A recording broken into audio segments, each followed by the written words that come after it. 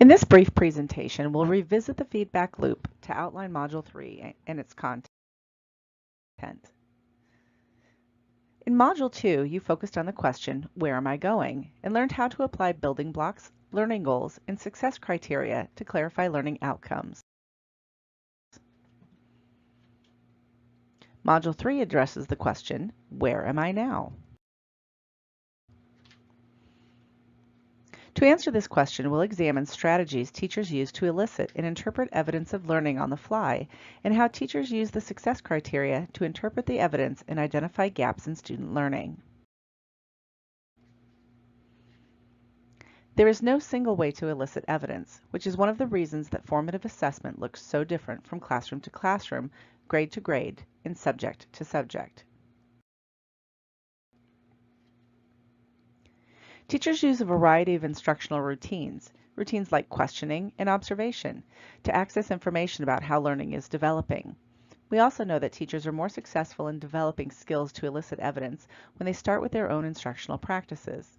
In Module 3, we will highlight 5 typical instructional routines and ask teachers to examine how they use these routines in their classrooms. Then, teachers will identify ways they can incorporate evidence collection using these already established routines. Using these existing instructional routines to elicit evidence helps teachers more quickly integrate evidence collection and its use into daily practice. Once teachers have evidence, they interpret it in relation to the success criteria to determine students' current understandings, skills, or misconceptions. It is through this interpretation teachers make decisions about next steps in learning. The purpose of interpreting evidence is to identify the gap in learning.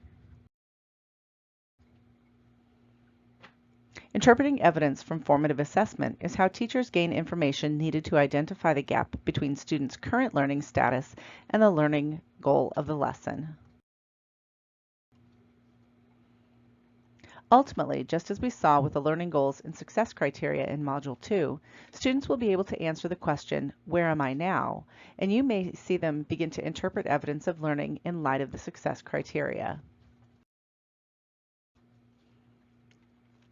We see this more in Modules 4 and 5, so if you notice this in your classroom during Module 3, this is a great marker that your own learning is on track.